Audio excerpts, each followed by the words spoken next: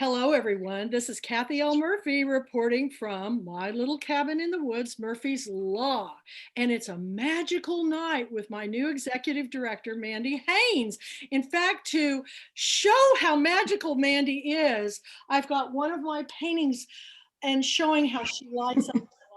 So we're going to be talking about that later because we worked on a collaboration together. But tonight it's all about Mandy. And Mandy, we are so excited that you are our new executive director. We're going to first talk about your books, what you're working now with your freelance journalism, and but at the end we want to open it up and we want book club members, which, hopefully there'll be a few more, to talk to us about going into this next 21st year, because we're working madly on this. I hit a little bit of a glitch when the ice storm hit here because I've had everything go wrong that can go wrong. Every pipe in my house burst. The roof was damaged on both my studio and my home. The side panel, my brand new camper was really damaged. So I've been dealing with adjusters. It's no fun, y'all. So, and my air conditioner went out. So right now I'm sitting in a house with no heat or air conditioning. It's fine. I've made it through 3 weeks with no water. I can do anything.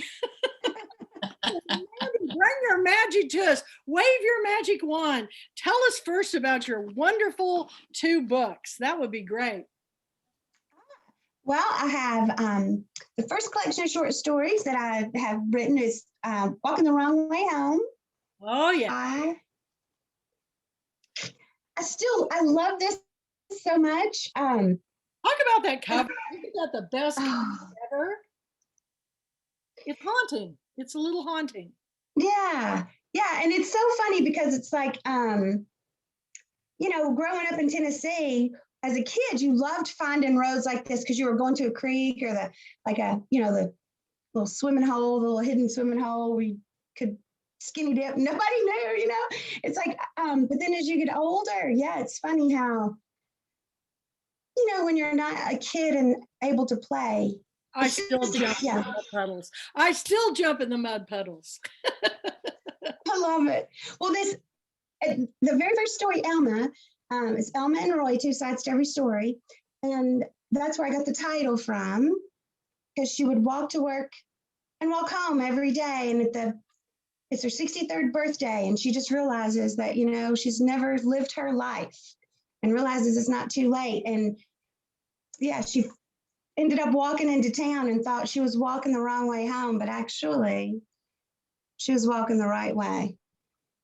So just love that. And then Sharp as a Serpent's Tooth, Eva, and Other Stories is my second collection. And this is a lot of fun. It's all female protagonists, range in age from 10 to, I think Junebug Fisher is 93 or 96. So it's a wide range of ages, but they all have something in common. They're all survivors. They're all stronger than they ever thought they were, So that's it. I don't know. I know a lot of your background comes from your background working in the medical profession, because tell a little bit about that, because that's really, I think, where you get a lot of the inspiration for your stories. And it's quite a journey you've been on working at the hospital in Nashville. So talk about that a little bit. Yeah, so I worked for 26 years at Vanderbilt Medical Center, and I spent the last 16 years of that career doing cardiac ultrasounds, so pediatric cardiac ultrasounds. And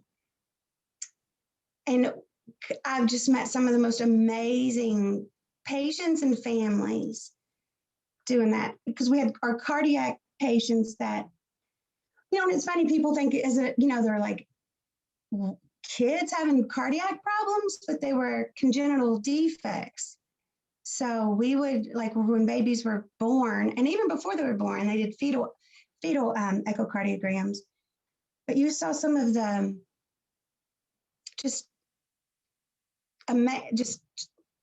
stuff that you every day, something would happen every day that would just make you look around a little differently. And we were a transplant center, so we had all the transplant patients, which was that was just that was crazy. And these kids are so tough. They're so cool. And then we had patients that they weren't cardiology patients, but they were having issues. And a lot of them it would be the anxiety. And so you just hear some of the saddest stories from their home lives or things going on. And I just am really lucky that I had a face that people share their stories with. And in 30 minutes, 25, 30 minutes to do a study, these kids would just tell me everything. And I even had some transplant patients, teenagers that would come in and they'd tell me they weren't taking their medicine and they weren't doing right. And I would be like, I'm going to tell your doctor, just tell you right up front. I'm telling on you, I'm telling you. And it's like they would tell me anyway. It's like they were afraid and they did, they needed a mediator. So, I did that a lot too. One of my favorite stories was you telling me about the young man that was so tattooed. That was, I can't kind of get that out of my mind. He's, and when you see somebody that's really tattooed, at first it's scary, isn't it? Well, and you think your first thought is, why would you do that to yourself? I mean, it's like, I love tattoos. I've got them. I love them, but it was like it's up his neck and his face, and then forehead, on his ears, neck, and then on his eyelids. And and so my first, I was like, oh, why would you do that to yourself? And this is a kid who I had never met him before, and I was never going to meet him, never see him again in cardiology, because thank goodness his heart was fine. But in the 35, 40 minutes it took to do his study, he told me his whole story. He didn't do that. He was in a home. He'd gotten into some trouble, and he told me all about everything. And what he did was not that bad. It was, stealing's not good, but it's not like he didn't hurt anybody. And it's just young dumb things that got him in trouble. But the way he looked, it's just like that was scary. But the thing that got me is, so he was in a home now because of something bad he did, but nobody ever stepped in before that happened. And it's like, what teachers and people, family members that saw the tattoo, nobody. And it's what he said. He said, I kept waiting for somebody to ask or do something. And he didn't. And his father was very abusive, and his father was the one that did it to him. Yeah. They're screaming for help, and yet nobody asked. I used to read at the juvenile detention center. And these boys, the oldest was 16. They were young kids. And finally, after about my third visit, they asked me such great questions. And I go, what are these boys in here for? They're so nice. And they go, the guy said, you really want to know? And I said, yeah. And he goes, every one of them is in here for murder. I go, that little bitty skinny kid? He can't be more than 12. He goes, he's 16. He's the worst one. And, I was so shocked, but they were and nobody ever, when I read to them, nobody ever took the time to go, why are you doing this? And it's because their home life was so horrible.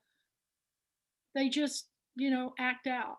And until you never know that story either. Like if it was self-defeating, you don't know. You don't know the whole story till you know the whole story. I think that's why I connect with you so much, Mandy. I told her she's like my little baby sister. I love that. If I had a child at 14, I could be your mama. Well, I had my son when I was 15, so. See, there you go. But I love your stories. I love your voice.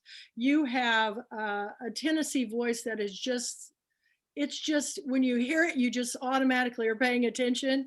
But I love your heart more than anything, because I don't know, Johnny and Kathy, if you know this, but when Mandy first came to me and she goes, "Hey, I know you lost Tawana, who was your executive director, and you were friends for years and everything, and but if you need any help for Girlfriend Weekend, can I be like Tawana and help you?" And I just the fact that she reached out to me and she said, "I just want to volunteer to help." And then nobody really knows what all you did during Girlfriend Weekend, but it was the first time we'd done the virtual, and literally she did it all, you guys. She was posting websites, and if the authors weren't giving it to her, she was Googling in between, finding how to get to them and posting all their things. You worked from the start to the finish. And somewhere in between, I said, "Well, I found my Tawana," because I've never seen anybody that was so passionate about books as she was and I am, and here you are. So I made the announcement and you agreed. So we've been working behind the scenes, you guys, so much, and I'm so proud of her writing and her heart. And then you've also got this other thing going with your freelance journalism. So let's talk a little bit about that. You just made a cover story there on the island where you live. Yeah, I just had my first cover story, which was exciting just to have a cover story. But then the fact that the cover story was about something that I found 2 years when I first moved here. I found Peck High School, and I loved that building and the history behind it. I didn't know what about the Rosenwald Foundation or Rosenwald schools until hang on, I'm going to go email quickly. Claire got the wrong link for the thing. That's my fault. No, I'll get her. Keep talking. So I didn't know what the Rosenwald. I didn't know anything about the Rosenwald Foundation until I saw them. They had a historical marker in front of the big, beautiful Peck High School, and so 2 years ago, I was doing all this research because I just was fascinated with it. And then one of the other writers for the magazine said, "Mandy, I've always wanted to do this story, but I think you'd be great at it. Would you want to do it?" She had no idea that I was so in love with the history of Peck High and what I had wanted. And I thought, how could I do this? I mean, I've been thinking about this. How could I reach out to Peck alumni? Because it's just me being nosy. Like before, it was just because I was just wanted to know what their stories were. And now I was given this cover story, and that's exactly what it was. So I'm like, oh my gosh. So that's so exciting. And I contacted I contacted 4 alumni, and then they got 3 more. And so I had 7 people that I interviewed for the story, and I just fell in love with all of them. And Neil Frank turned 80 on the day that we took the photo for the cover. It was his 80th birthday, and he and I are working really hard together. We've got all kinds of ideas about getting history into Peck inside the lobby, because it's called the Peck Center, and it's owned by Park and Recreations. That's who oversees it. And there's no history of the school in there. So we're actually meeting with the city manager on Friday to see what we can do to get that going. And I'm working with the museum to fill the archives up, to get stuff from the people that I met, their photos and memorabilia, get that scanned into the museum. And I'm also going to start doing interviews of different people in the African American community, because it's a great community here for the museum. So it's just awesome. It's inspiring to me. It was a great story. And tell us a little bit about this island that you live, because we had quite a conversation today about how to pronounce it and how to spell it. Yes, Suzanne Hudson, she sends me stuff, and she sends it to Fernando Beach, Florida, and he comes. I laugh because it's Fernandina Beach. But Amelia Island is only 13 miles long from top to bottom and 4 miles wide. And you have, it's on the East Coast, and you have the ocean on one side, and then you have the intercoastal waterway on the other. So you have the marshes and alligators and all these birds that are just, oh my gosh, it's beautiful. And I'm in the middle. So it's like I see the sunrise comes up in my backyard, and then the sunset shines through the window, my front windows on the other. So it's beautiful. Great. And this is just north of Jacksonville, right? Yes. Yeah. And you're not too far from Beaufort, South Carolina, are you? Not too far. Lucky you. It's so beautiful, that part of the country. You know, Michael Morris is from around Apalachicola. I love Apalachicola too. It's on the other. Yeah, and my good friend and Pulpwood Queen that used to be in my original chapter is now out in Oregon, and she was born. Sandy Reisenhower, she emailed you. She was born there, right where you're at. What's the odds? That's kind of a weird little spot to have connections. And Joe Palmer's from there, another one of our authors. So, well, and the really funny thing there. So I had fell in love with Bryn McLean's writing when I was still in Nashville, and I'd read One Good Mama Bone, and I just loved her. I'd reached out to her just to tell her how much I loved her writing, and she found out I was a writer, gave me her phone number, and so we became friends. But I'd not met her, and friends where you're just phone calls and messages, and it's like, but still, that I thought, man, I'm so lucky. I come here to Fernandina. She had a book event at Story and Song Bookstore. So the first time I've met her face to face was here, and it was Joe Palmer was hosting it. So she introduced me to Joe, and we're coffee buddies. Now we drink.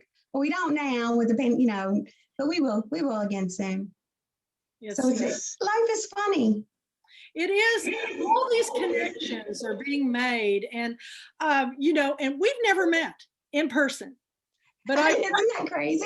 So crazy, because we talk every day, just about every day, and we're working on so many things. We've got the Writers Club now going. We've got the online book club going. We've got the book and film club. There's Janet. Hi, Janet. We've got all these programs going, and we've got more things happening we're going to be talking about later. But we want our book club members involved, because the only time I hear from our book club members is if something doesn't go right. And so I would like to hear what we're doing right, and I'd like to hear what input. It's hard to get input when nobody's at the table. So please. It's been hard too for you to do it by yourself. Yes. Because that was one of the things I thought, I don't know how you've been able to do all this by yourself. Like, I really don't. Because we're doing a lot of work. So now that's why I think I'm so excited that I am helping you, because I want our book club members to feel so special. Like, I want us to really make them feel really lucky to be in this club. Like, readers. Yes. Yeah, that's what we need. It's like writers need readers, and so, and you've said it before, but it's like, I don't know how you've done everything you've done, but I am excited. I love it every time you say that. I'm like, yes, because that's what we need to be. That's what I'm a pretty positive person, but I had a lot of blows this, past couple of years, getting diabetes, and I was so sick for so long, and I just kept going. I feel like God has me here for a reason, but I have a lot of people who are supporting me by encouraging words, or sharing posts, or helping authors get to their book club meetings. I've got a lot of people, and it's really about us all working together, but it is a tremendous amount of work, and I don't think anybody understands it. I remember Paul, who's been with me for years, and he's still hanging in there with me. God bless him, because I'm still learning technology. But he said, oh my gosh, Kathy, he goes, your book club members, all they use is their phone. They don't even know how to get on Zoom or Facebook or FaceTime. Or I said, well, Paul, we're just going to have to keep teaching them. And it's not hard once you learn how. I just got on YouTube and watched a ton of videos, and now I've done it enough where I feel real comfortable, and I don't sweat the small stuff anymore. If something happens, hey, it happens, and we just, you just go on. But even the best of people, those that have been doing this for some time, have been telling me that, you know, they have problems too. But Jonathan Hope was very helpful with me, and Marilyn Rothstein, who attends the Irma Bombic convention. That was the first virtual one she went to. And she said, if you just model it after that, you'll be fine. And she was very encouraging. But I have a lot of people, you know, Claire Fullerton has been helpful. Everybody is just, we're just trying to Kathy learn. offered a bunch of help and Yes.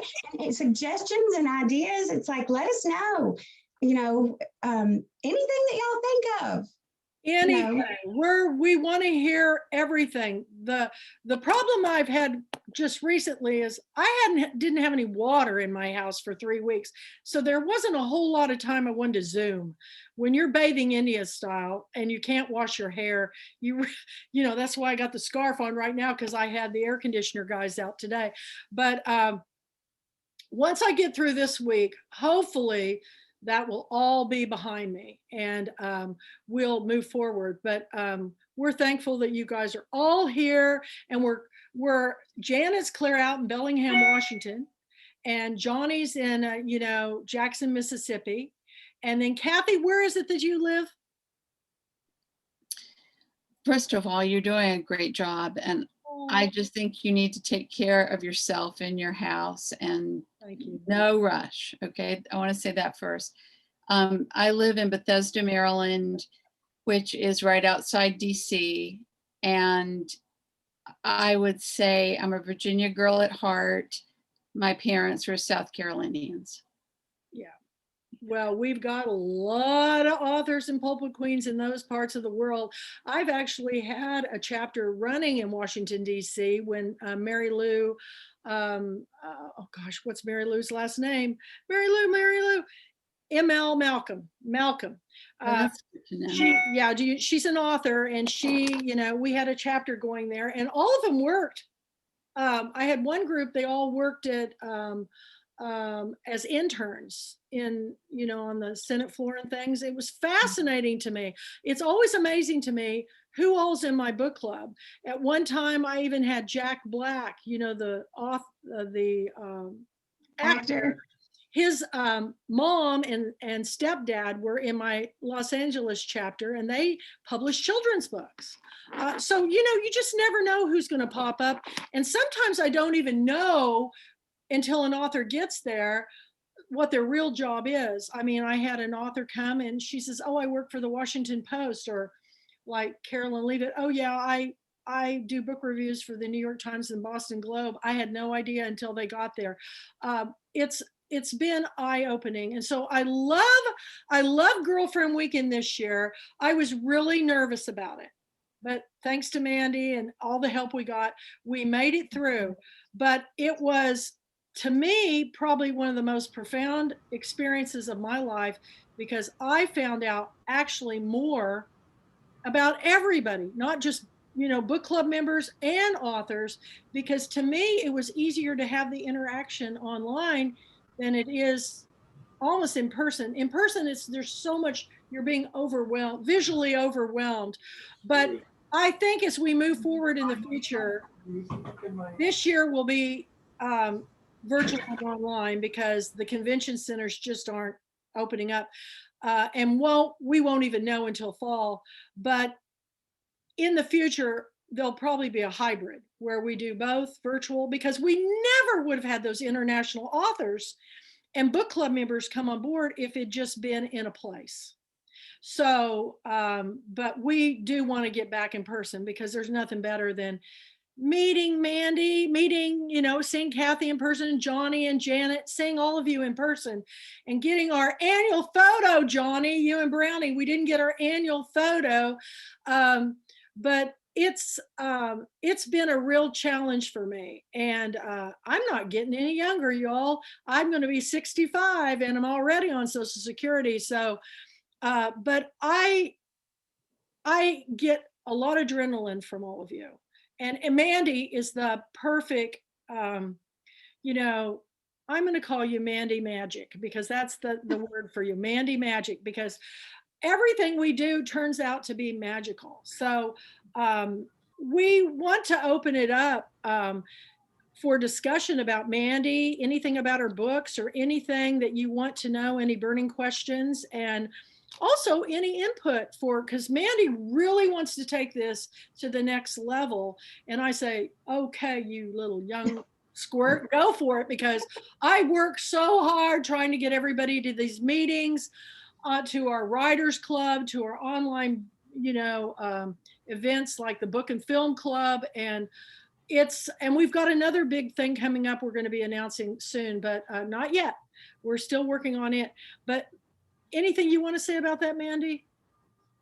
Well, I want to know more about the book and film club, because even like me personally, it's because I go to bed so I go to bed really early because I get up early, and so I'm always think, oh, I'm gonna see what that's about, and I'm passed out with my dogs.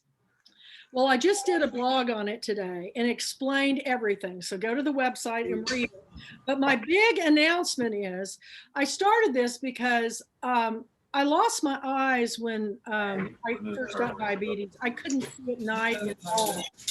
And it's really frustrating when you're a big nighttime book reader and I couldn't even read. Even with reading glasses and lights, what happens is sugar builds up on your cornea, and that's why a lot of people go blind. So until we got it in check, I didn't have any nighttime vision. So, but I couldn't sleep either from worry. And so I would just turn out all the lights to kind of rest my eyes and watch movies. And I realized that I watched all the old movies.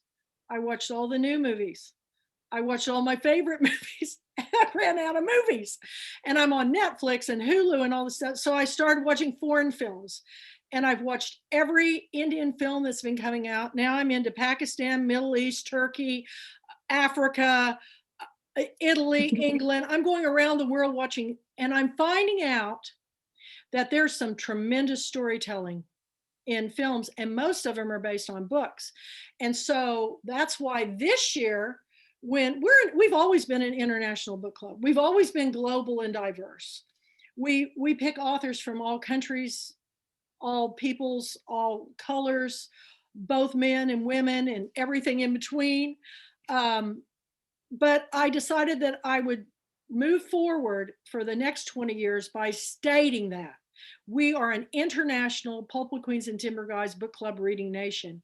We now have over 800 chapters. We're in 20 foreign countries, and we're growing. You guys, this month, we just had a whole bunch of people join from out of the country, in the country, authors, people. And I talked to a brand new author today. Her name is Kim Taylor Blakemore. She's up in Oregon. And she told me, she said, I learned about you 3 years ago. I go, really? How'd you hear about me? And she goes, I don't know. I just Googled it. And she goes, I've been fascinated by it. So, but it was Robert Gwaltney, who's a brand new author that came to Girlfriend Weekend. The first time I ever met him, he just came as an attendee. And I just immediately, we just hit it off.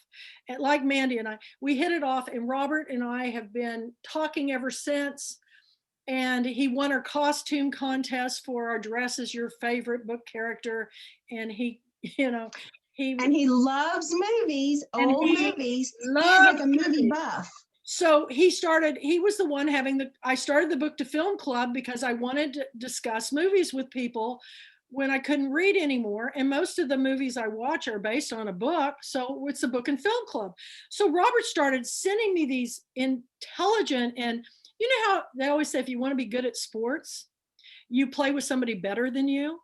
So I was listening to the insight of, I'd pick a movie and then he'd tell me something about it and go, my God, I had no idea. That's brilliant. I go, you know what, Robert? We have these coffee times, and we bring in other authors and we have these coffee times. And I said, would you like to be my co-host on this show? And he goes, I'd love to. And so starting this Saturday night, Robert Gwaltney and I are going to have it really as a talk show. It's going to be Robert Gwaltney and I talking about our books and to film. And the first one we've picked is one of our all-time favorite, Tennessee Williams, Cat on a Hot Tin Roof. And I think that probably came about because Mandy had sent me a picture with Paul Newman that she had done to make me laugh because I was having a bad day. And I love Paul all the eye stuff. And I I was know. like, okay, hang on. You need to laugh. It's just, off the camera, I get a little down in the, the dumps sometimes because I'm battling so many different things. But then I get excited when I talk to authors and they tell their stories, like Mandy's stories. If you have not read these 2 books, these are, to me, I'm going to tell you one day, Mandy Haynes is going to be known as the Eudora Welty of our time. I'm not joking, and the reviews that she's getting are tremendous. So she's got a lot of talent, and I want to support her all the way. And I'm, as long as I can keep her, I'll take advantage of her helping me with this. But anyway, I started this film club just because I wanted to have something. I'm tired of being by myself. And I mean, I cry a lot about it because it's not that I'm lonely, it's just I miss people. And, I have my friends here like Stephanie Chance and Tamara Bolton and Margie Dilday. I have my Pulpwood Queens who call me, and Julie Cantrell and Catherine Casey. But, I may not hear them but once a month. And there's a lot of days in 2 years. And it's, so people go, are you busy? And I go, no, I'm never too busy to talk to a friend. I may be in the middle of something, let me call you back. But I love hearing from all of you. And I really want to know what you want. And Mandy is going to help us champion making this truly everybody's book club. We are doing everything we can to, add online content so that for those of you that are still social distancing, that you can have book watch parties, because everything I'm doing right now is being recorded and then goes to my Kathy L. Murphy channel. But I will tell you, it's free now, but in the future, there may, it's only going to be able to be seen by book club members. So as long as you keep a book club member in good standing, you will have access to everything that I do. So if you miss a meeting, you miss a writer's club, you can go on YouTube and watch it. Right now, it's all for free. But the bottom line is we want to build up why the book club is valuable. And it takes me hours. I've got over close to 110 videos that I just started this in the spring that I've done. It's an enormous amount of time invested in getting ready for them and then putting them on and then downloading them and recording them and, putting them up on Facebook. It took me a week to put all the ones that got recorded up on, on the channel, because it takes a lot of work. So when I see what Jonathan Hote does out at the Pat Conroy Center with all of his volunteers, I am amazed, because he's got something going every week, and I'm big things, but he's got a team and they're volunteers. So we need more people to jump in and say, hey, we'll get our book club coming aboard. We'll get our members to, subscribe to the new International Book Club. We're still sending out, for every new member, we're still sending out, I've got a few of the Think Like a Monk books. Those books with tax have a $30 value. So Kathy, you got to read the book, didn't you? Isn't it wonderful? I love Jay Shetty. Yeah, I have the book too, so. I think I'm a monk, Kathy. I think I'm a monk. I didn't know what this would be, but it's right here, and Mandy's is right there. So I'm telling you, the books that we've got on board, I don't know how many of you read our International Book of the Month for this month by Marilyn Crete, Paradise Road. Well, you haven't read it because it won't be out till March 21st. Yeah, about 2 weeks. Yeah, less than a week. It's like, have y'all heard her story? Have y'all been able to hear her talk about the story behind it? It's going to be great. I can't wait to read it. It's kind of like, and I can always forget the name of it, Girl Gone. about, it was made into a film with Reese Witherspoon where she goes hiking. And Oh, you're thinking, oh, yeah, Wild. that movie? Wild, What- Wild. yeah. Oh, that makes me cry. Her book Makes- is like, except it's a whole different story, and she bicycles. But this woman has lived in dozen foreign countries, and she's got 3 more books done, and her next one is set in India. I'm just, oh my God. Well, and it's like she ran away at 14. And so it's like, it's so neat to see her now. And when she's talking about her life now, and then like you said, she's got more books that she's written about other things. And I tried to go onto her when she was the author, but my computer, so I wasn't able to interact because I wanted to ask questions, but They're up I on don't know what's going on. They're up on the Kathy L. Murphy YouTube channel. So if you missed it, And listen, and it's like, and then you look at her now, and then she's telling the story about just she's married now, and she's happy. And when she was talking about all the things that they do for people, and you're just like, oh, I can't wait to read her memoir, because it's like you're looking at her and you're like, she left home at 14 and she had no idea what life had in store for her, and had a bunch of along the way. And then you look at her now and you're like, dang, just that. I haven't even read her memoir yet. But it's like, she's so inspiring to me. She is so inspiring to me. And when I read the book, I just fell in love with the story because, people that go through so much, there's a lot of books out there like that. But then to see what she's doing now and writing about that now, she spent. And just think, she's a Pulpwood queen. Like how lucky. It's like we've got a cool group of people. When you look at everybody, it's like we've all got stories. Well, I've met the coolest people through the Girlfriend Weekend. I mean, and I think you did a fantastic job. I thought Girlfriend was a hoot, really. It was. And we connected with so many new different groups of people. I really kicked myself. I didn't push some of my local Northwest friends to jump in because some of them thought, oh, I guess we're not going to be live. And I think hybrid is probably the future. Yeah, it is. If they ever go to the Pat Conroy place and you have it there, that is a trip I'll make. I'm going to start having to limit. I'm 75. And I have to start limiting where I go. I want to go back to Norway and, the Shetland Islands. I don't know if I'll ever make it to New Zealand. I'd like to do that.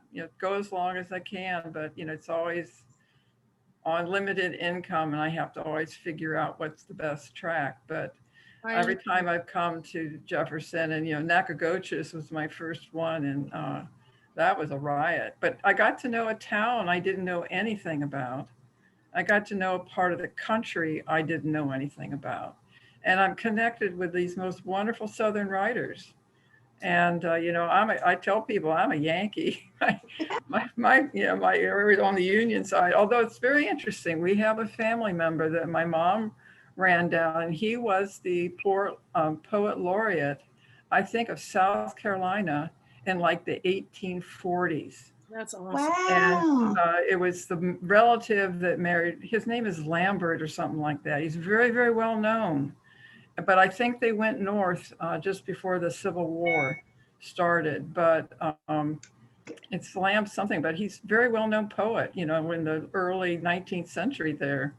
So that's the lone, Southerner, although we have relatives that actually live in West Virginia, which it was Virginia and became West Virginia. So, but I've loved every minute of it. But I thought that all the different places that we went over those days, it was the most fun.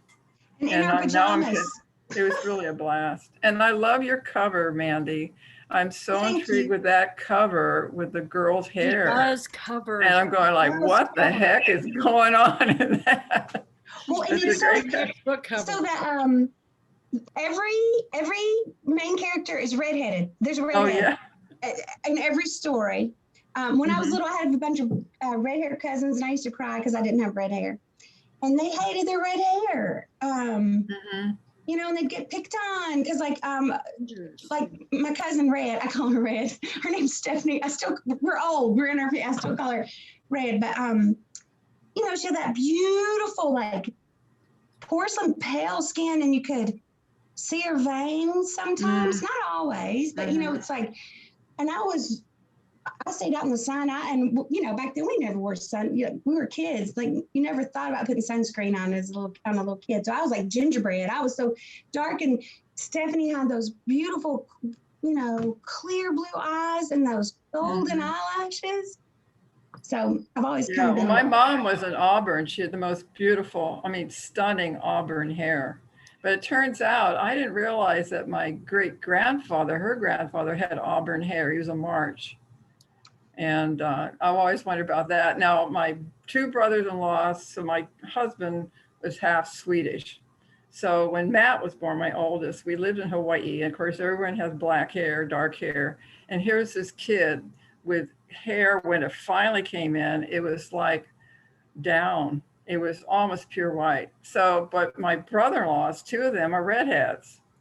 And then my brother's a redhead. I thought, oh, I didn't get any redheads. You know? None of my sons, not even, well, I think my grandson has a tint of something in his hair, but I thought, gee, I was going to have an Auburn person, but it didn't. Well, my first husband, he had, you know, like light brown hair, just, you know, like, you know, light brown hair, blue eyes. When my son was born, oh, he has blue eyes. And I just, oh gosh, they were that beautiful bright blue. But his hair was just like a, you know, medium brown, you know, it didn't, but then when he got old enough to grow a beard, his beard is red. I'm like, I love it. It's so cool. Yeah, it's cool. Well, I'm going to get my hair cut next Monday. I can hardly wait. I'm getting my second shot on Friday, so I hate my hair. It's horrible. You know, so no, the other interesting thing is that you gave us sort of advice on how to look, which I thought was great. Our practice Zoom thing was a terrific idea, Kathy. And one thing I've learned, I really need to get dark frame glasses. So I have a pair kind of picked out because I'm fading. I love dark rim glasses. Our lips become invisible. You can't tell, they are no longer pink. They become mine are invisible now, and I have a little bit of red on them. So Kathy's she's there. I can see her sides, but that's what I'm going to do. I'm going to, I haven't picked out. Mandy, that's one of the things you learn. I didn't look like this. Kathy asked me, she said, do you highlight your hair? And I was like, no, this is my gray. Like this. Beautiful. I didn't know I had this much gray because it's down. And then it's like, oh, when you lift it up, look at that. I'm like, it's cool how it's coming in. But Mandy does book covers. She's going to be doing my new book cover for my new. Oh, Johnny's showing your. So sweet. Thank you, Johnny. It's a wonderful read, and the reviews are over the top. It's just. Hey, y'all, can you hear me? Yeah. Yes, you can. Oh, okay, good. Well, Kathy, I went ahead and unmuted and started the video for a few minutes. Excuse me. We got our second vaccine today. We got Moderna, and so far so good. We're both a little tired, but not really, really bad. But I just wanted to tell you, Kathy, because I really hadn't talked with you since girlfriend weekend. Three of us. It ended up, Leslie was sick and we thought she had COVID, but she didn't test positive. So anyway, Susan and Brownie and I were all here at the lake, and we set up my big computer here and just streamed it all weekend. And we kept this, our video off because we were coming and going and doing everything. But we enjoyed it so much. And being the only book club person, not author here, I thought I would chime in and let you know that, because it really went. We were pretty amazed at how smoothly it went. It was because of Mandy, I'm telling you. But I did my homework, man. I talked to everybody I could think of to how to make it, and everybody's telling me all these different. Do it FaceTime? No way. No way. Those things break every time. In fact, they're getting rid of group watch parties on Facebook. They just saw that today. Did you see that? There will no longer be, they're getting rid of that feature. Don't know why. Don't know why. Well, we always love being together here at the lake anyway, even if it was in January. So it was really a lot of fun for us. And we're planning it again next year. And Beth, coming from Canada, is hoping that surely she'll be able to come for next year. And then Leslie, will be here. So we'll have a big crowd and we'll be, tuning into the whole thing. So it's a lot of fun. We enjoyed it. We did. Well, And Mandy, I have had your book sitting here at our lake house by my bedside table. And every time I finally go to bed, I'm just like tired. You're tired. And so I haven't started reading it, but that was one reason I wanted to tune in tonight, because I saw you during Girlfriend Weekend, of course. And, I knew your name, and we're friends on Facebook and all of that. And so, I wanted to tune in tonight because I'm going to start reading it now. Aww. So, well, I can't wait to hear what you think. I And can I ask your opinion for Girlfriends Weekend? Kathy and I were talking about how we can make it fun for book club members. And so one of the things we're thinking of is like to have contests for the book club members. Hold on. her little dogs. I've got two of those here that may burst into barking any moment. My three little crazy ones. If we had like contests where like the different book clubs, even if you can't all be in the same space, which we hope that would work. If like, I don't know, like contests, costume contests, or well, I tell you, our group does not do costumes very much. The group, we used to have a larger book club, and they all lived in a certain area of town, and so they kind of split off, and because it was easier not driving so much. And they love dressing up, and I think that was probably another reason, because the group that's with me, we don't do the costumes, but we come to the parties and we have fun. We aren't those that dress up, so that wouldn't appeal to us, but I'm sure it will. So if it's not costumes, but because that's just one of the things, right. I think, but like different things, I don't know, we all just to include y'all, and like, well, I mean, it's in general, we're if we're there at a Girlfriend Weekend, we're just sitting and listening. And, the part we missed was being able to interact personally with all the authors and get to know all the authors, because we're good friends with so many authors. Brownie and I are probably some of the longest coming. We're about 20 years, right, Kathy? Yep. Yeah. So we've been coming every year. And I mean, Brownie and I came before I even had a book club. And you can read our story in the book. The Kathy's latest book, with all the stories. Brownie and I did a story together on that.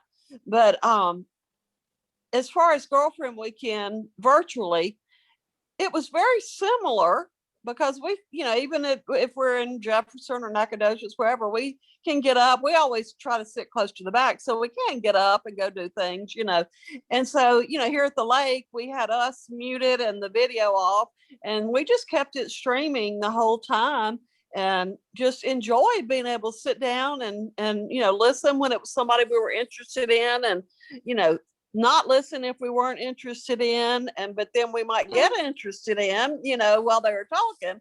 So, it was really, I mean, typically we don't have a whole lot of interaction. I mean, we aren't on the stage, put it that way, at a regular Girlfriend Weekend. So to us, it's not important for us to be included, other than giving us great authors that talk and read from their books. Reading from your books is something, Denise Hildreth used to do that.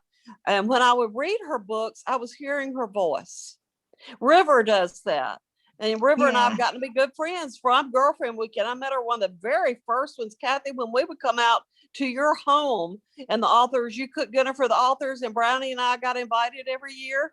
So, we became good friends with River then. I would actually cook a big pot of gumbo and have pie. We'd have homemade pie. I'd have these wind down parties. And Yeah, and I remember after one at 12:30 at night, I had to take Jay to the emergency room because he thought he was Oh no. heart attack.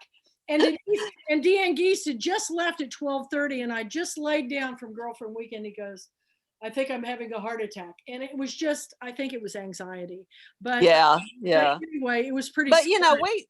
we got to know so many of the authors, and I mean, River stays at the same hotel we do, has been in Jefferson, and so we always get to hang out together afterwards and everything. So but the main thing was hearing their voices and especially reading their books, and Okay. that's good to know. better to me than panel discussions. If we get to hear them in their voice reading books, and I know the rest of our group feels the same way about that. I mean, the Okay. panel discussions are great too, but individually, if they just pick something that's interesting out of their latest book they're promoting and read it, it helps us as readers then to hear their voice when we're reading their Alright. books. That's good to know. So- I love what Annie did with the authors and Prose and Pandemic, how they had the authors read each other's books. That was fascinating. I thought I loved that. So we had some really, really great panels, but we also had a lot of individuals that told their stories and read. Right. Yeah. So. Yep. And there's Claire. She was one of them, So, and Janet Oakley. Yeah. So those are great things to know. And anytime you want to just pipe in on something you'd like to see, email either me or Mandy, and we talk about it. We talk a lot. So that's the thing you want the most, Joni, to see more of the authors, or if there were special games for club members that would be done. For me as a reader, I don't care about games. I mean, I'm sure some people do. I'm not saying don't do that. Yeah. I'm just saying as a reader, we love an author reading in their voice. I mean, that's great. That's a great thing to write down and to keep in mind. Keep a note on that. Anything else anybody want to jump up and say? What is something you particularly liked that just stood out? I'm always, some of these authors, I've never heard their voice or even met them until they come to Girlfriend Weekend, and I get some really great surprises. And well, Mandy was a big surprise. Mandy's voice. Mandy we loved it. We love Mandy's voice. I said, don't let anybody else ever read your books. Really? True. And Claire, oh my gosh, she has the best. Yes, Claire. And I'm really excited about it because Robert Gwaltney, who's going to be my new co-host for my book and film club, you'd missed this, a big announcement, but we're going to run it like a show now. We're going to do it together. Claire was invited to do the narration of his book trailer. I know, it's terrific. Robert gave me the link to put it up on my YouTube channel because he wanted, it's fabulous. I mean, your voice really, I'm finishing the book right now of Robert's, and it's good, isn't it? Well, I love Claire, and Claire has kept that Southern drawl all these years living in Malibu, and I just love that about you. I love you, Johnny. And the funniest was being in Ireland, and Americans get to Ireland and they can't understand what they're saying, especially Northern Ireland, and Scotland's the same way, except for a Southerner. If a Southerner goes to Ireland or Scotland, they can understand perfectly. And the reason why is they have the dialect, that sing-song kind of lyrical dynamic. It's the same pitch and roll that they have over there in Scotland and Ireland that Southerners have. And you think, well, the South was settled by the Scotch Irish, and the Southern accent comes from the combination of the African American dialect, enunciation and lack thereof, and the pitch and roll of those in the UK. And so it's almost like Southerners have the advantage when they go over there because their ears are tuned from being around other Southerners. Yeah, I've never thought about that, but all of my relatives came from the UK. So, they came from North Carolina over to the UK. And that's why, if you think about it, it is. And I was thinking how difficult it was. I had a friend from, I think she was from the Washington, D.C. area, and she couldn't understand what was being said. And my husband's from Chicago, and we watch a lot of those British shows, and he's always saying, "What are they saying?" Oh And my it's like I can translate because I grew up in the South. Isn't that interesting? But yeah, Robert was so wonderful with that. He just asked me if I'd be interested, and he knows my husband Bill has got a recording studio, and he gave me stage directions. He wanted the feel. He said, Claire, he said, you are 4 glasses in of wine. You're sitting by the fire and you're reminiscing. And I said, got it. You did get it. And you did get it. I appreciate it. So good. Well, he's so divine. And I think that he's such an asset to our fold. And the first thing I thought when I met that boy was Kathy Murphy is going to love you. Oh, listen. I cannot tell you. Isn't he great? Yeah, he's really, really great. And he would be here tonight, but he's got a big presentation tomorrow that he has to do because, you know, he's the vice president of Easter Seals in Atlanta. Yeah. He has several jobs, but he did say he wanted to step in and do this because we just have so much fun. And that's what our book club is supposed to be. You know, And Johnny, I want to say real quick, as soon as his book comes out and you can get it, You Love Southern Voices. Oh, his yeah. writing. Oh, I look forward to that. You'll love it, Johnny. Y'all will love it. it's It's going to just be our perfect. February 2022 pick. And the reason why February is the book comes out the end of January. And so I'm very excited about our list this year, which I think is just exceptional. And moving forward, I've been talking to everybody from Adriana Trigiani to Alice Hoffman to all these people this week. You know, it's just Jenna Bloom. I've just Jenna Blum and Carolyn Leavitt and all these different people. They go, what can we do to help you? What can we do to move forward? And I go, I think we're going to do it. We just got to make sure that we're all holding hands and go together.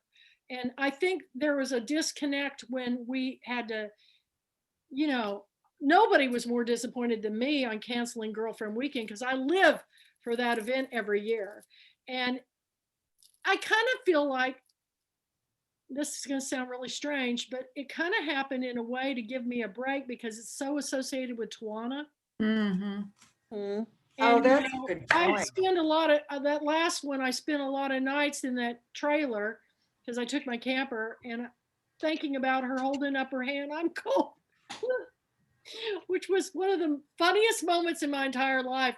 We get back to the camper and the heat won't come on, and it was cold. So I said, just get into the bed, and I threw this big fur rug over her.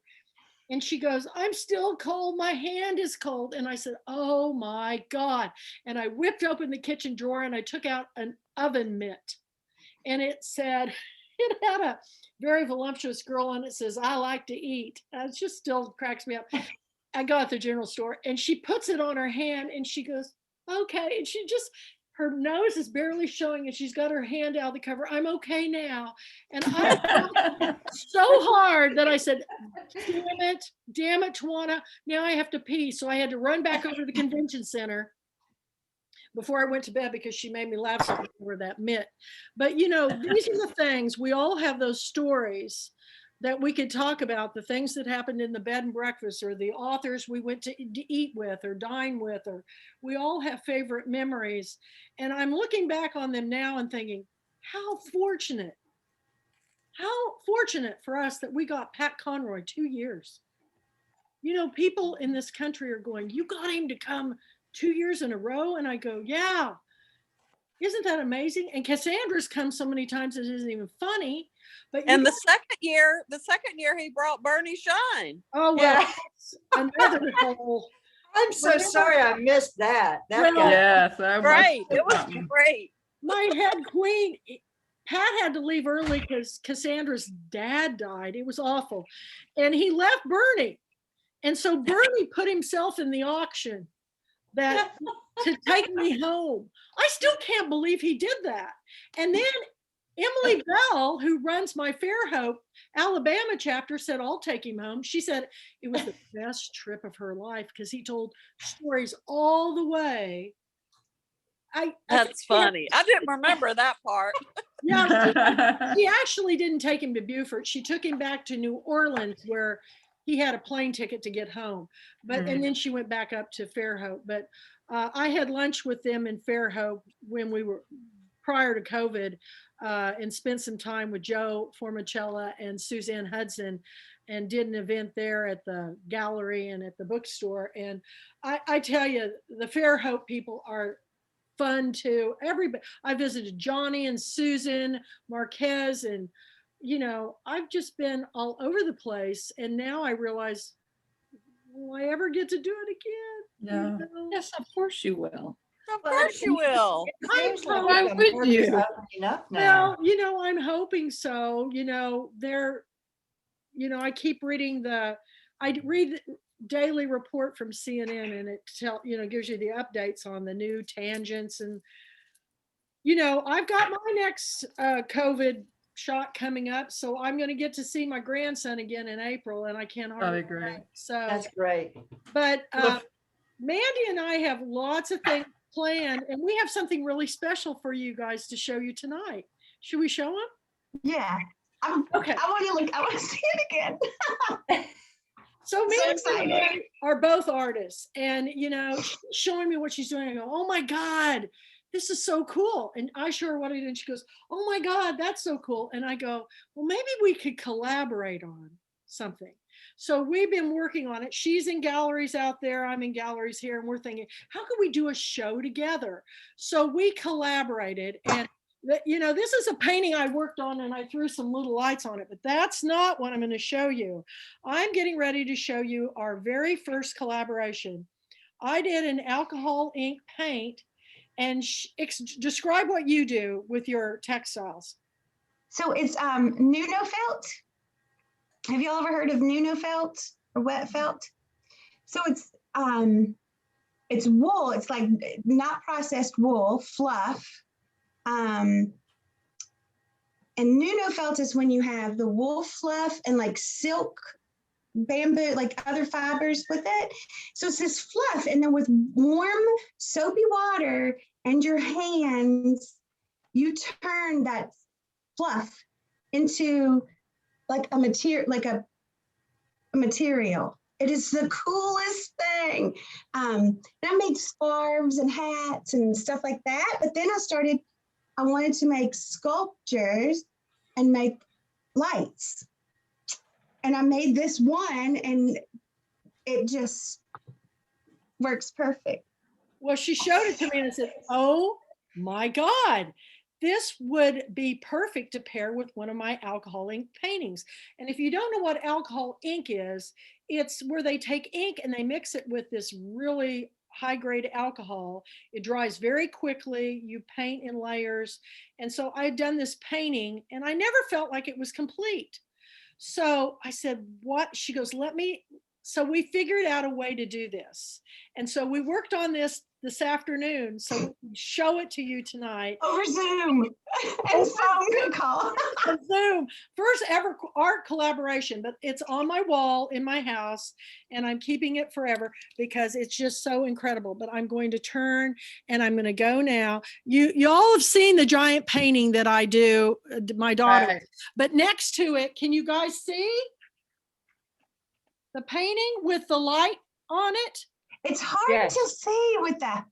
It is hard to see. Can you see it? And then, look at it.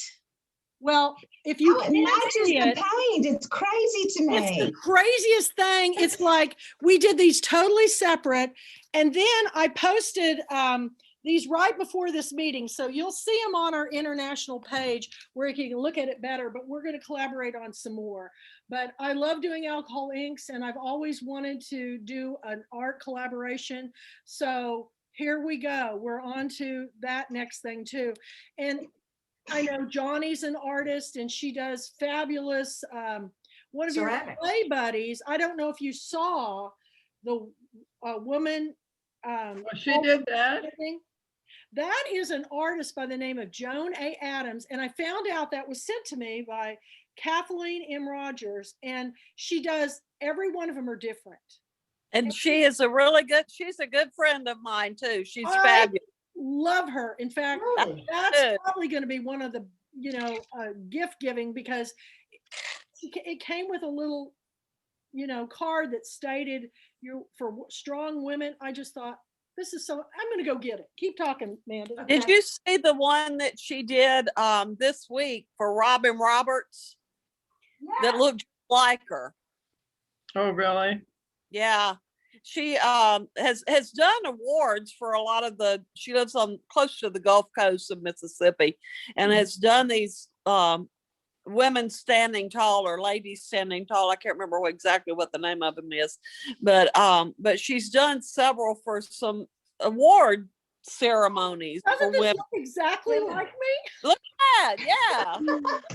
Look how thin and svelte I'm looking. But really close. She's got a little heart necklace, but it's exquisite. Her work is gorgeous. It's gorgeous, and she's like over 12 inches tall, but it is the most beautiful thing. And I just came, and I was just like, that's gorgeous.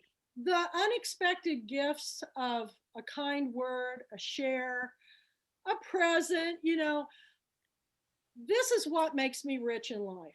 I don't think I'm going to see the day where I ever become rich off the Pulpwood Queens, but I do know that I'm rich because of all the friends I've made through the years, from Johnny, from practically the beginning, and Brownie, and all the girls in her chapter, and some of these people. When I was out in Bellingham, Washington, Janet took me around everywhere. I had the best day of my life. I went to church with her. We had such a wonderful, wonderful time. We forever bonded, didn't we, Janet? After next time, I'll take you to a Methodist church, though, because she wanted to get her hands up, and I'm Presbyterian. Very conservative at her church, so it was really it was fun. Jennifer Mueller took me around one day, and then she was great. Yeah, I love, if you guys ever get a chance to go to Bellingham, Washington, it's gorgeous. it is absolutely. Yeah, I loved it. My backstory on that. Okay, so I go to Bellingham, Washington, and I'm downtown, and I mean, there's a storekeeper there that I bonded with, met her one time, and we talk all the time. Kelly Kingfisher. I talked to her. She has the most unusual flower shop I've ever seen in my life. I spent almost a whole afternoon there. But I'm wandering around, and I see Mackenzie Street, and then I see this whole alley with Mackenzie, and an alleyway, and I get back to Jefferson, and I'm cutting Carol Harrell's hair, and she goes, my dad, who was the used bookseller I was in business with for years downtown in Jefferson, Fred McKenzie, was from Bellingham, Washington. Wow. What? Unbelievable. I saw Mackenzie everywhere when I was there, and she goes, that's his family. I go, oh my God, you've got to be kidding me. Fred is from Bellingham, Washington. The connections that we make is so uncanny. Yeah. I cannot even, just like when Mandy sent me that, I took it out of the package and I go, it looks like we made them side by side, because the patterns in the felted wool that she's got, the colors, it just melds right into it. It's crazy.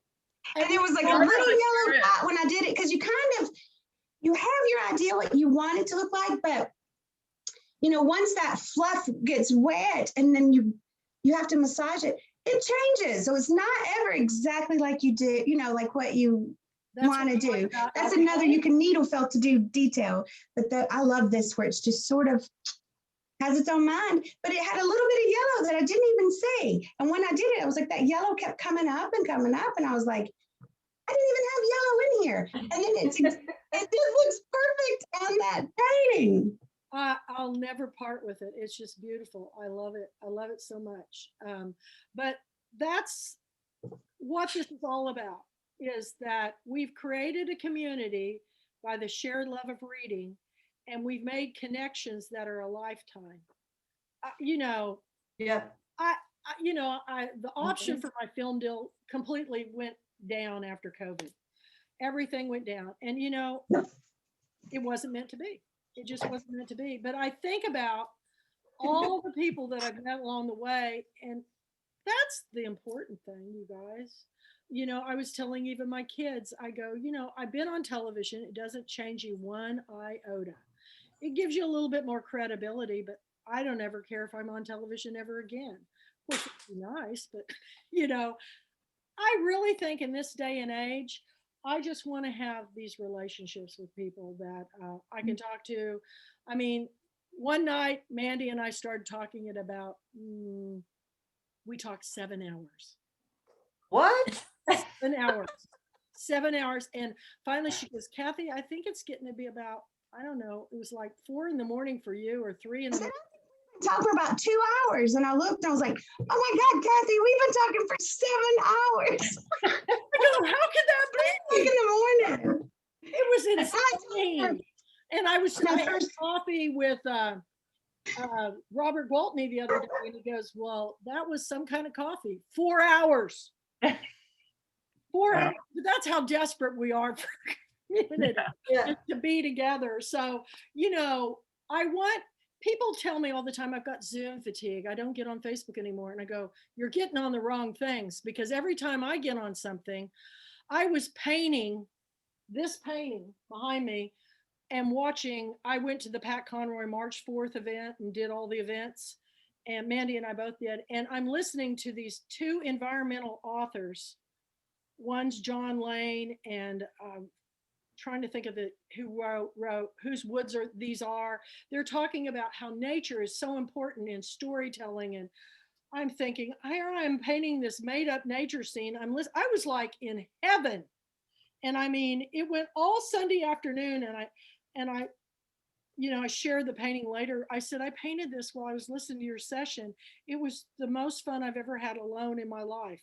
It was so life inspiring to hear about other people who love nature. And if you guys, this will be on our reading list too.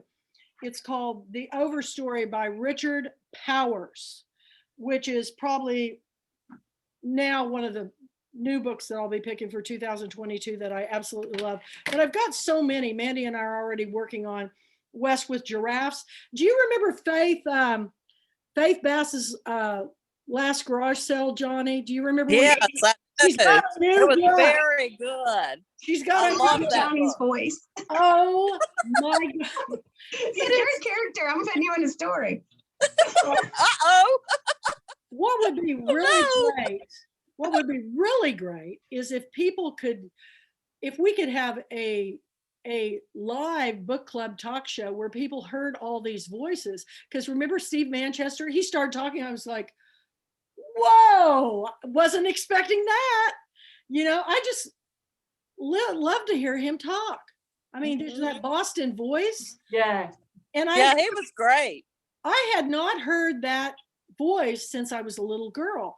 When I was a little girl across the street from where I lived, when I was in kindergarten, well, probably about 4 to about 3rd grade, we had a dormitory across the street, and we had a men's college in my hometown, and we had young men come from all over the world to get their GPAs up at this business college so they could get into the Ivy League colleges. And so many of them came from the Boston, Massachusetts area, New York, Washington, and South America, some even from Japan. But there was this one boy from Boston, and I remember as a kid, I just loved to hear him talk. But they wore suits to school. This is the 60s. And my sisters and I would put on my mom's prom dresses, we'd trip, we'd go across the street, and the house mother would answer the door, and we'd say, we're here to see the Babos. That was their nickname. They were Babson Institute students, were the town boys. It was supposed to be derogatory, but they called them Babos. And then she goes, just a minute, girls, I'll tell them that you're calling. And she would go holler up the stairs and say, the neighbor girls are here to see you, boys. And all those 18 to 19, 20-year-old boys would come running down the stairs in their suits and ties. And they'd take us outside and they'd carry us around on their shoulders and they'd pretend to dance with us. And then they'd put us on the big veranda and they'd play football while we watched, or, their version of football. And I hadn't heard that voice since I was a little girl. And it just brought it all back. And one boy had a motorcycle and he would give us rides. And, it was all so innocent back then. Nobody thought anything of little girls going over and dressing up in front of college boys. Mrs. Baker was, if they did that today, people would go, I'm calling the police, But it was very innocent. And then we'd run home and just go, when I grow up, I want to marry somebody just like Ken or Eduardo or whatever their names were, because they were all so dreamy. But and it's probably why to this day I've always been fascinated with other people and other cultures, because they were from literally all over the world. So it's fascinating. So anybody else want to chime in on anything that they would like to see as we're planning for 2022? Is Steve Manchester going to be one of the books? I have got his new book, but I haven't read it yet. I haven't either. I have it. So I have it, and I love him. And his daughter, Bella, my God, what a singer. I've been following her. She's fascinating too. Just my Pulpwood Queens families really are interesting too, when you find out that, Carolyn Leavitt's husband is an author too. I do have coming, I'm really excited about this. My mentor, who's a Pulpwood Queen from way back, is coming back. Her name is Lorraine Dupree. She's got a new book coming out, and she's coming with her husband to Girlfriend Weekend, Carlton Eastlake, who has a new book coming out. And they're going to be together talking about, Lorraine wrote the 80s sitcoms that were all the hit wonders: Million Dollar Man, Dynasty, Dallas. She wrote the episode of Who Shot JR. She's on the Authors Guild board. She's on more boards in Beverly Hills than you can imagine. But she and both her husband are going to come. She goes, well, Carlton has a book. And I go, what? Carlton has a book. And she goes, I just hope it's not too literary. And I go, for the Pulpwood Queens? Of course not. But anyway, it's really going to be exciting, you guys. I don't want to give anything away, but it is coming soon. And who's some other ones that we've read and talked about, Mandy, that we've got for 2022? Well, let's see. Well, because we've got a bunch to read. Like, I've got a bunch to read that I'm excited about. I'm trying to see where my calendar is. I had it right here by me, and now it's jumped. I had written some of them down, but Adriana Trigiani is going to be back because she has a memoir. And you guys, you have not read her new, The Shoemaker's,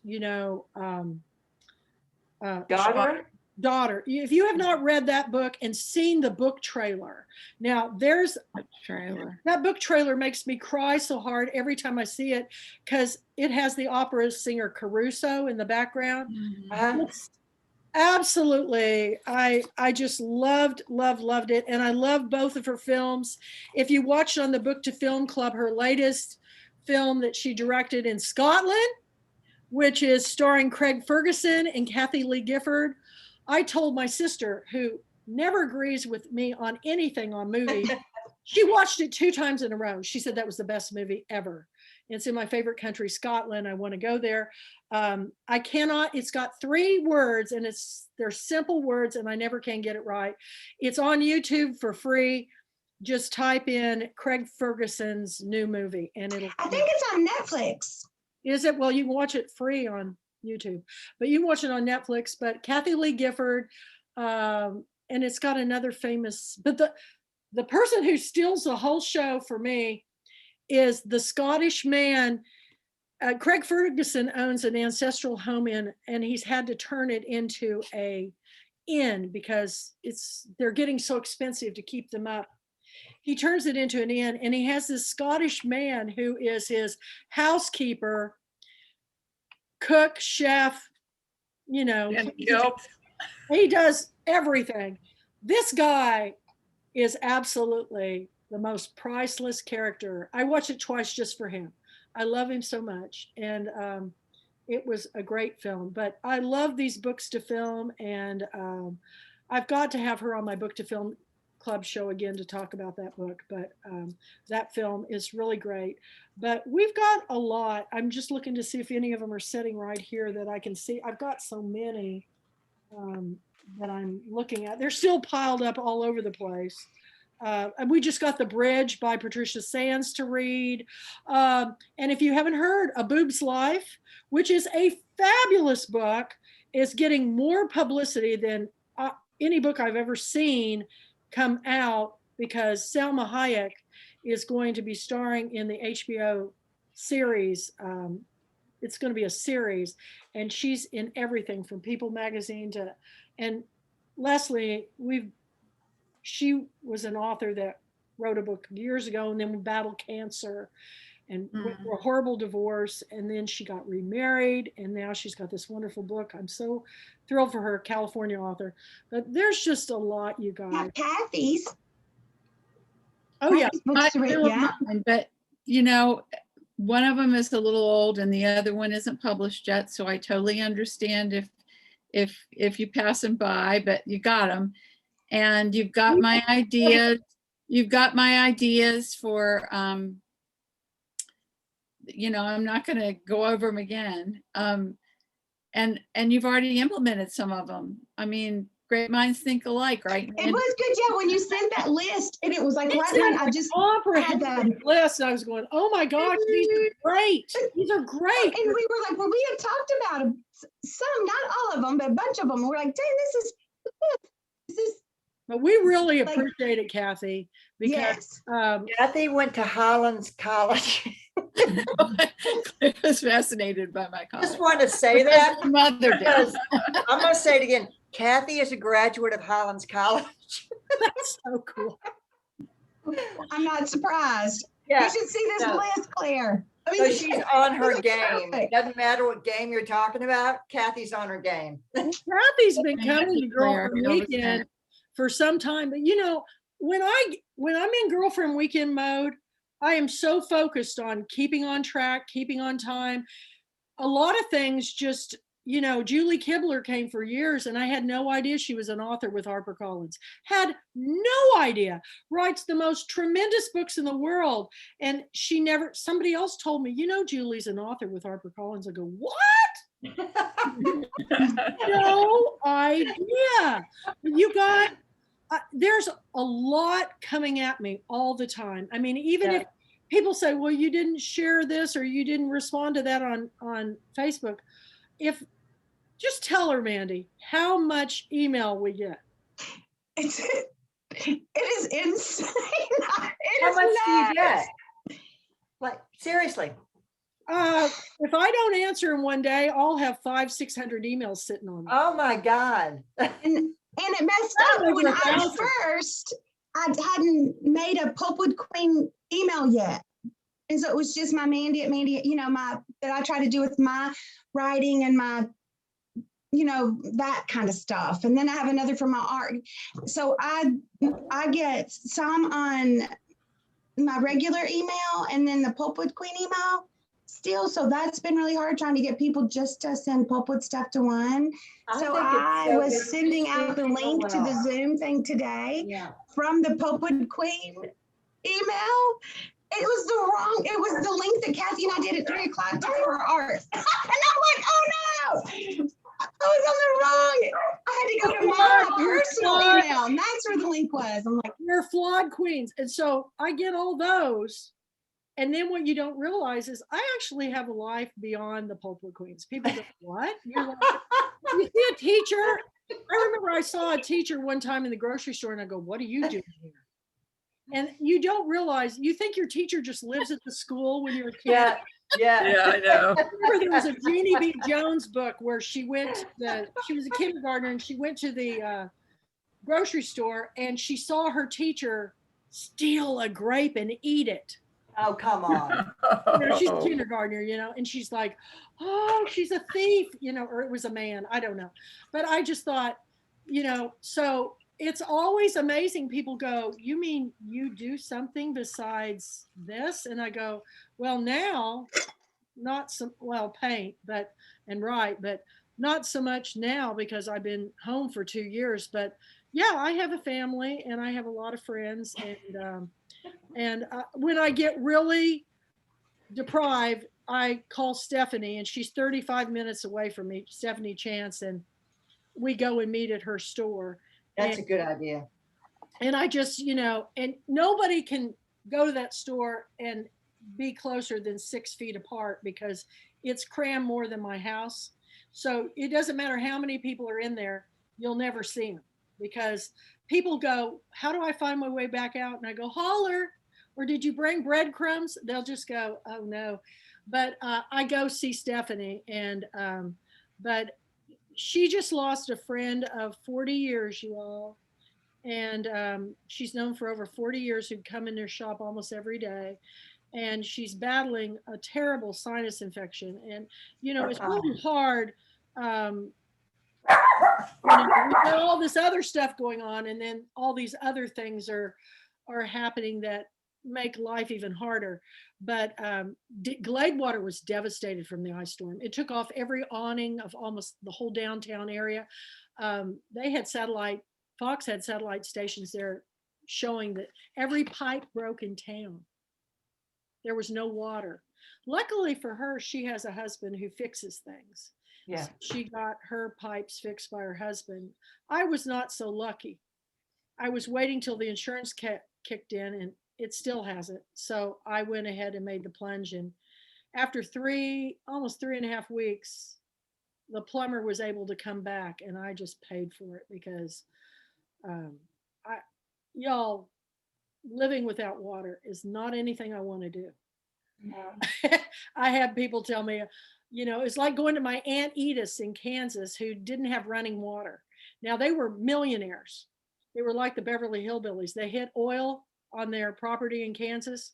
So they had state-of-the-art dairy barns with the, electric, but they didn't have running. She looked just like Granny from the Beverly Hillbillies. I used to love to go to her house because, man, could she cook. And they had a gigantic garden, but I just couldn't believe they had an outhouse. But you could go to the barns. It was all stainless steel, state-of-the-art. But they go, why? We don't need it for us. We got everything we need. I was going, okay, Aunt Edith, I'll take electricity, please. I'll take water. So, and did anybody else in this country lose anything from the storms?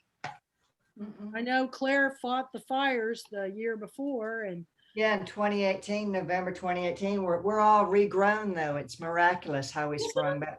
Yeah, I wanted to talk to you, and it doesn't have to be now, about Billy O'Callahan from Douglas. Oh, yeah, that was because even if it's done by video for the next 20, the next Pulpwood Queens, even if we could get him to record something, and I'm sure he would if we could just figure it out, even Zoom would do it. But I didn't know if you would have the capacity. I think the Women in Summit, what was it called? The Women in Publishing Summit that I was in, and it went on for 9-10 days. No, I wanted to hear more about that. Yeah, same time. Long story short, they did a mixture, and what I did for them was recorded, and I recorded it on Zoom, and I just bloviated. I just talked about how I launched my book, like without a script, and they accepted it, and they were like, this is great. And I'm like, okay. So I didn't know what I was walking into, but yeah, they did the recordings interspersed with live. And I was thinking, well, Billy is over there winning every award known to man. And I'm saying, does he have a book? Oh God, he's got 4 short story collections, and he has 3 novels. And his last novel was released about 6 weeks ago. But he, Plowshares, put out a solo of him on the Boatman. Oh. And if you do a search, I use Bing. Most people use Google. But if you do a search on the Boatman, Billy O'Callahan, the Irish Times, it'll come up, the full short stories there. And after I interviewed him with Annie in the Right Review, And that was a long story how that came into being. It started out being one thing, and then Annie said, Claire, why don't you just interview him? I said, sure, and so that's how so it's up on the right review. But his accent and his turn of a phrase and his utter salt of the earth sincerity, he's the last to know that he's the biggest thing going on over there. And so I want to say, if when it comes down to it, if the Pulpwood Queens does do something recorded or whatever, let's rope him in, because he's in Ireland, he's not going to fly over. If it's live, virtual, he could still do it, right? If it's virtual, he could still do it. And I'm saying his accent, yeah, y'all listen to him, that I just let him talk. Now he told me, and I've talked to him a few times before over the last couple of years, and he tells me that he's kind of shy and he's kind of a hermit, and he's not a big social guy, and he is like the real deal Irish. And so I basically just sort of prompted him and then just sat back and let him tell stories. And the guy is just well worth seeing. But his books, if you were to take Ron Rash and Pat Conroy, and it sounds like Ron Rash. Yeah, in terms of what they're doing, you get him in terms of the real deal. And I'm saying on a par with, he's in his own league in terms of the quality of his writing. Have you turned me on to him? So it's like, Claire, thank you for that, because everything you said right there, it's like true. Claire told me about him. I can't even speak his writing. The quality of it is beyond. And I'm thinking that, if Plowshares put out a solo, we know something's happening over here. But so he's been in the UK. He's not but 46, and he's been over there for a while. And with Penguin, that Jonathan Cape is an imprint of Penguin in the UK, and they licensed him. And so his last 3 novels have been licensed over here, but he's translated into Japanese. this guy, Well, so if we knew who his publisher was, we could reach out to them and see. Well, we laugh. I'm his American press agent. Okay, well, connect it. Get the book. We need to get the book to read it and then see what we can do. Because look, Claire is such a tremendous interviewer. So I thought you did a fabulous job with the editor for the Pulpwood Queens, and then also interviewing him as a fabulous interview for the right. I appreciate, Janet, your opinion means the world to me, because I find you incredibly erudite. So when you say anything, you're right up there with my buddy Kathy Ransberger, that y'all are the smartest girls in the class. I know you. I know you. In high school, you were the smartest girls in class. You know what I think. You knew from the beginning what I think of you and your writing. That boy, Claire Fullerton. Well, yeah, Kathy Ransberg and I all but hugged and kissed with the first time we talked to each other, because my mother went to Holland's. And so nobody goes to Holland's. Kathy Ransberger, I almost leaped through the floor, through the phone, and grabbed. It wasn't just that. I don't know whether you'd read anything I'd ever written at that point, but I read The Swords of Our Souls. I know, but this was ages ago. This was years ago. Yeah, and I had read Dancing to an Irish Reel, right? Y'all, let me interject. Let me interject very quickly. I've got to run. I've enjoyed it very much. Johnny, nice to see all of you. Nice to see you, Johnny. Bye, y'all. Bye, Johnny. Bye, Johnny. We'll see you next time. Okay. Thanks for coming. Anyway, it's a love fest going on with all of us, and I'm always so pleased to see y'all. But I think that, I'll get on Billy, and we'll get life sentences to you, but that's the latest. But Kathy, oh my God. And the Overstory won the Pulitzer, right? With James Powell. It won every award you can win. And I'm telling you, I ordered every one of his books, but this one's about trees. Yep. Oh my gosh. And actually, this is where I get chills, like her and I doing that artwork together, is I'm listening to this environmental author, John Lane, and this other guy talk about the importance of nature and art and writing, and here I'm doing the art. And he said, if you read one book besides ours, you've got to read The Overstory by Richard Powers. I'm like, oh my God, I'm book right now. And I go, I never heard of this guy before. And he's written like, I don't even know how many books. I've got a stack of them I ordered. But the problem is that when they get that famous, it's hard to get them, Yeah. you know, to the festival, but I'll try. But maybe they can record something. And that's what I'm saying is that Yeah, an an interview. idiot can sit in front of Zoom and read anything. And if you know how to drop it into the proceedings, Sure. We can do anything, can't it's we? yeah, you can do anything. It's an option. You know? Yeah, I really like the interview with Janet in Paris, and we Oh, also had and one from Janet Spain, is so that lovely. really, I think, added into the mix that made it fun. We have talked back and forth since then, and we've got a really great connection going. In fact, a lot of the authors that I had never met before loved it so much that she's been jumping in and watching them on YouTube and stuff, because of course when we do most things, it's the middle of the night for her, so Yeah. or really early in the morning. So I just want to tell you all that I make note of everybody who really participates and shows these kindnesses, and I'm listening to everything. And Kathy, we will get with you. Just let me get this insurance stuff done so I can, you know.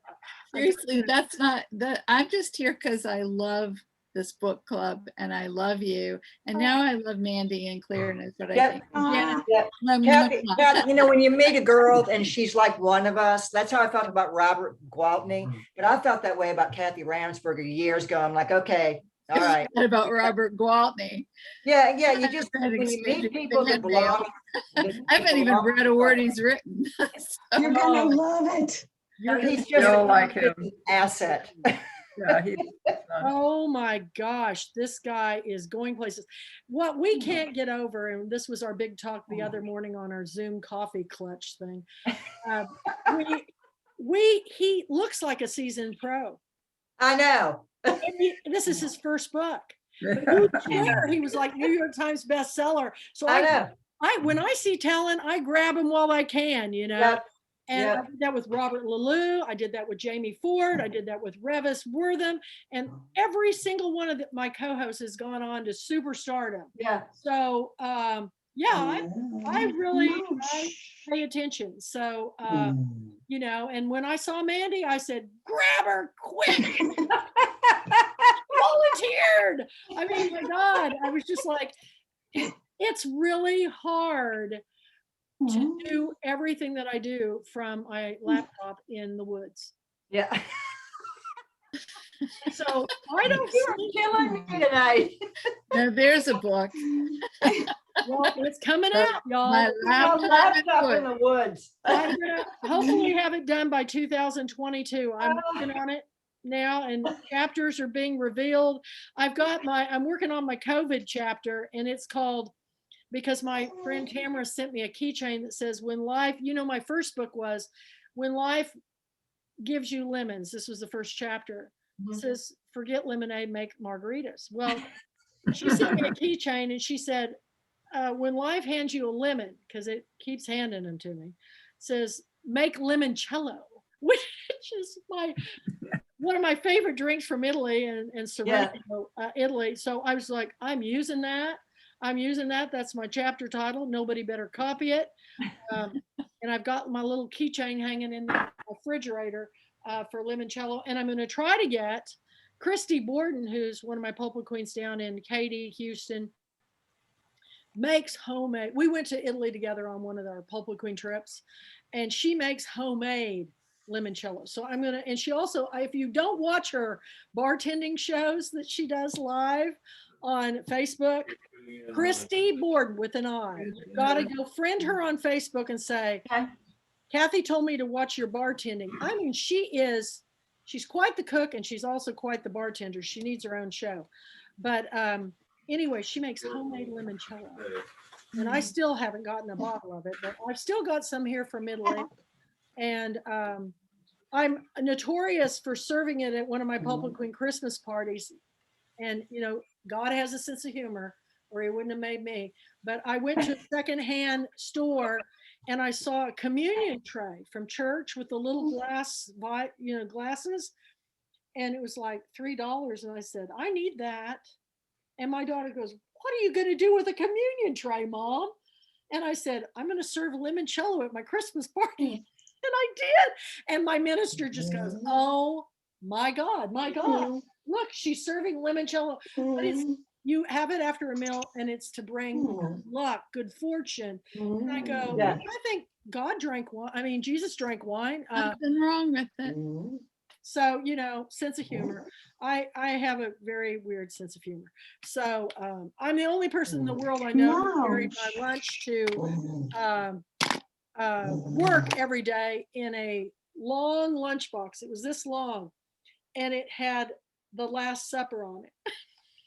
I still think it's the funnest lunch. I carry it, and they go, what is that? And I go, my lunchbox. And they go, is that the Last Supper? I go, yes, it is. I don't ever want to forget. That's why I'm a Methodist and not a member of your church. But anyway, so guys, girls, what more can we discuss? We've been on. Mandy, before we leave, I want to ask, did your father write? Was he the inspiration for that story? It was such a beautiful treatise on writing, and that was my favorite part of the book. I haven't finished it yet, but I will. A lot of people ask me that, and it's what I want my children to think of me someday. Which story was this, girls? It's in Walking the Wrong Way Home. Oh, okay. He writes. He writes. I thought it was Father writes. Sorry. I'll tell you which. Well, it is, but it is her father that the story's about. But she's. Hold on, Mo is telling me it's time to go to bed. Can y'all hear him moaning and whining? Yeah. Let me let him out. Hold on. He writes, page 247. It's not long. Mandy's the master of brevity. I've decided she does shorts like nobody else. But I really thought this was about her father, and now she's gone. Oh no, there you are. It's so You funny disappeared and came back. Door's right there. I just leaned over. So a lot of people ask me if it was about my dad, but my dad is dyslexic. Son is dyslexic. I get it. He would never read the book I wrote. It's bittersweet, isn't it? But I think he'll be a writer. I really do someday. He draws comic strips now. My dad is he's an artist too.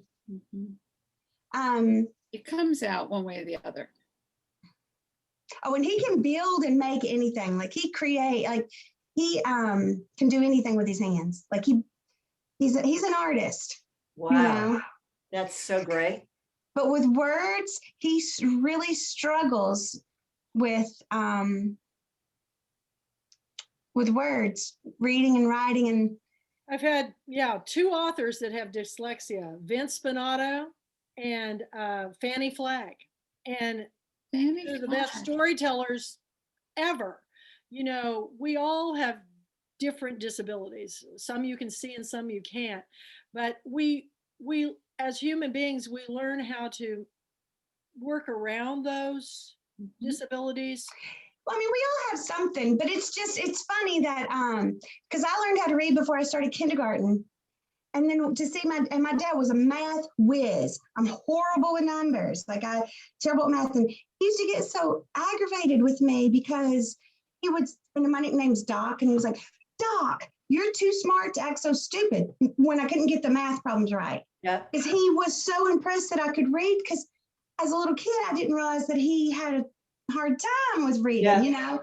And so it was really hard. But here's a kind of a funny story, and he laughs about it now, but I was young, and him and my mom, they fought the entire time that I can remember. I hardly ever remember them having fun, except they'd have fun fighting. That's what they did. But some of them were really bad. But then Jeremiah is still fighting in heaven. And so I can remember one coming down, and it looked like a washer on the dining room table. And my mother comes with her cup of coffee and she sees me, I'm little, and she laughs and she was like, pick that up and read it. And I pick it up and it says, I will be your foul, no lounger. And I was like, what is it? And she said, it's your dad's wedding ring. Climbed it out and punched. And it was supposed to say, I'll be your fool no longer. My mother was like, this is hilarious. So she wore it on a chain around her neck and teased my dad. And he ended up laughing about it. But she was like, I'll be your foul no lounger. She's like, good one, George. And then,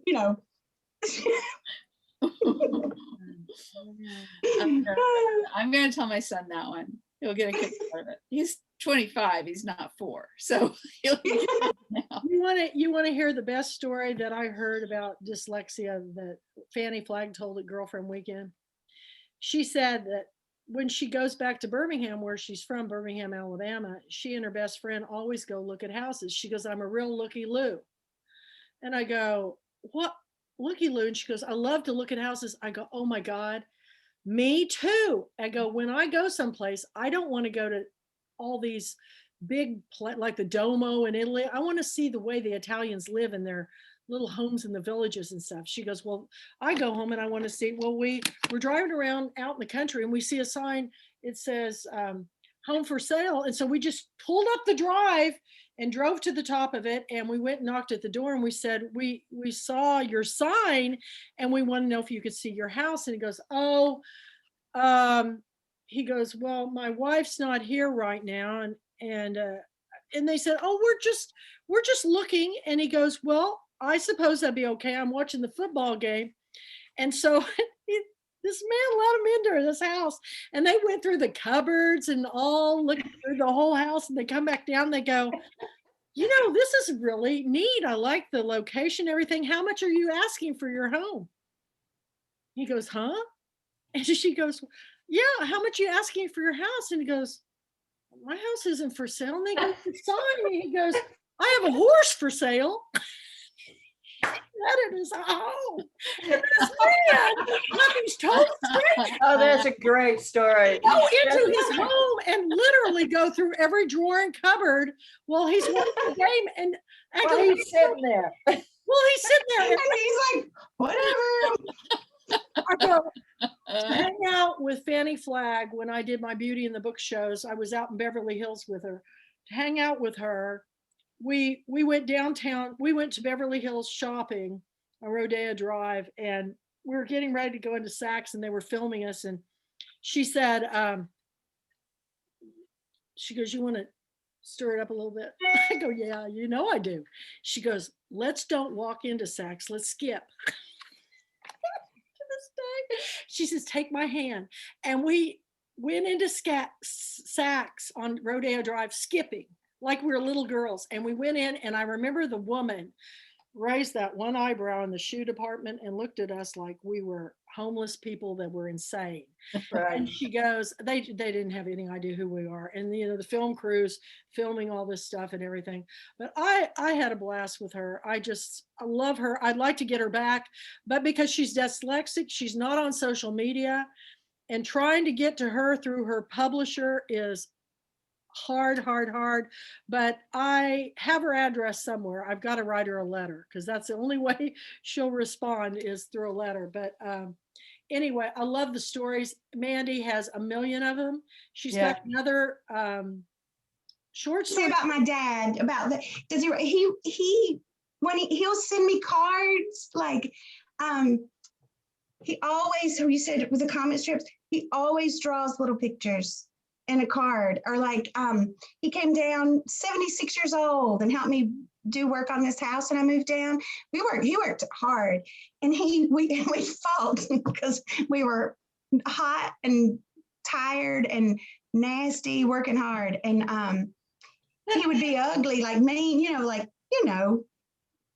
he's the boss on the job. It's my house. I'm the boss on this job. So we were like, and I would find little on scrap pieces of paper where he would draw like a dragonfly, because that's a big thing for us.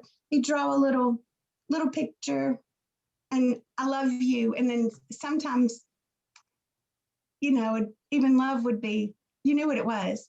And like he'll, like my dogs, fetch little pictures of my dogs. I'm a turtle. Aw.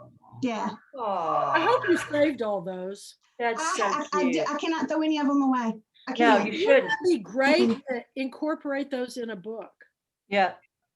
For Christmas. And see, Yeah. he's got a sense of humor too. So he and my mom got divorced. I was in my 40s. All right. They stayed together for a long time. And he remarried a lady that's, he just loves her. They love each other to death. And she's so sweet. She's not like my mom at all. She's like sweet and nice. And it's so funny to see him. And he's really big in the church now. And that's one thing. He never went to church when he was with mom. You know, they just didn't. And but we still have, because when I get really fired up on something, I cuss like a sailor. One of my friends said, "You cuss like a sailor with Tourette's," when I get really worked up. And my dad used to think it was funny, but now with Sandra, he's like, like, Mandy, you know, like, watch it. And so I'm like, I'll try. But for Christmas, he sent me, and it was the painting of the, I just lost it. But the man and the woman, with the farmer's daughter. Farmer's daughter. And it's cute because it's that. But if you look close, this is flipping you off. And I was like, Sandra never. So cute. It's like just a little. I don't know. All right, y'all, I gotta go. Bill's waiting. We all have got to go, you guys. Yeah. So Nice let's to call kiss it a Kathy night. Hi, Ramsberg. Claire. We'll see you next time. Y'all. Thank you. Goodbye. Amy. Good I'll fun. be here every other week, Kathy. I've got my critique group, but I'll be here every other week. Okay. Thank you Yeah. so much. Just So nice to email see me. y'all. Bye, everybody. Love you to death. Love you too. Kathy, Have a I'll good be in day. touch, okay? Bye. Bye-bye, everybody. Bye.